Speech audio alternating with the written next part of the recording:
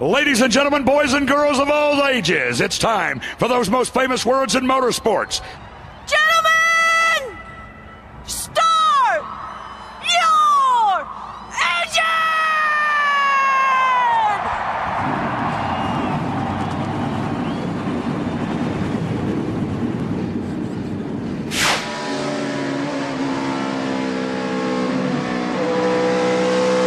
50-year-old Mark Martin's going to bring him around to lead lap 1. I got a fast car. Car in the wall, turn 1. Toward the back of the field, and it's the 43. It's the same thing that happened to him. Actually, I think it was California. In practice. In practice. The car, look at the car. It just dives. It's almost like it sets on the bump stop and then shoots to the right. And then won't turn. As soon as it gets down on the bump stops, it stops turning. Exactly. We're back under green. Kurt Busch goes for the lead. Jamie McMurray behind. Here comes Biffle, the 16 on the outside.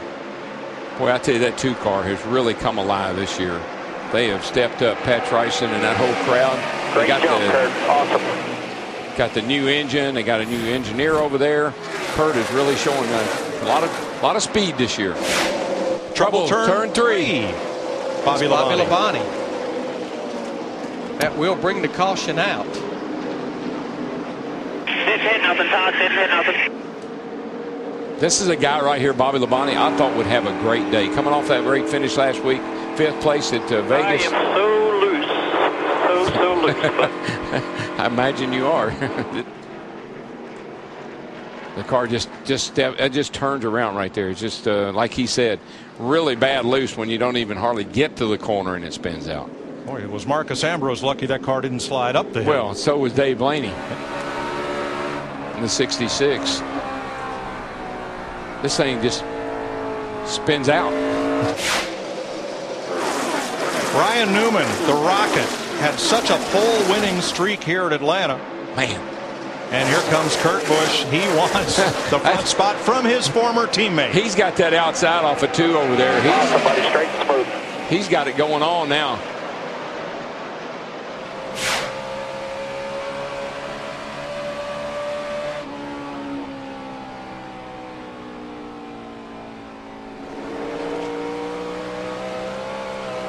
Yeah, they've had to waive the caution because a mechanic walked out halfway out to the racing surface to get it. It's from Marcus Ambrose's car.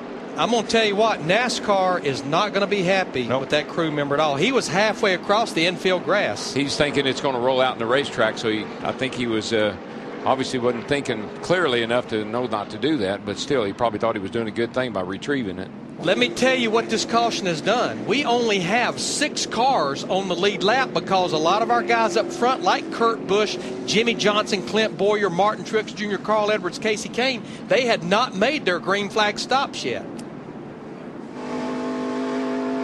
Denny Hamlin will be the recipient of the free pass. And yes, this caution flag caused by a crew member entering an unapproved area has left us just a handful of cars on the lead lap. Wow, this changes everything. Guys, Dale Earnhardt Jr. in this 88 car is working his guts out right now, trying to stay in front of Carl Edwards in the 99, because remember, Dale Earnhardt Jr., one of those cars at the tail end of the lead lap, and he keeps fighting back with this 99 car. Well, he's now the 1 car in the free pass position, Larry. Not sure for how long, because Carl Edwards is now setting a pretty good pace, and that leaves us just 9 cars on the lead lap at the moment. 2 back coming real hard here. Outside. Whoa. You know what? It looked like Montoya may have just sucked him around. He was so loose already, down on power. And remember, Montoya had fresh tires, so he was fast. What a nice save coming through the grass, though, for Bobby to keep that car straight. Watch this 42 car just kind of go pull him right around. And that's how much. And the reason this is a pass for the lead right here. Yeah, as that was happening, Kurt Busch took the lead from Carl Edwards. The reason that's possible, Montoya had new tires. He's probably going 25 mile an hour faster. Meanwhile, for the lead. And we hadn't had a lot of battles for the lead with Kurt Busch, but Jeff Gordon in that 24 car, our points leader coming in here, goes to the bottom of the racetrack. He wants the lead.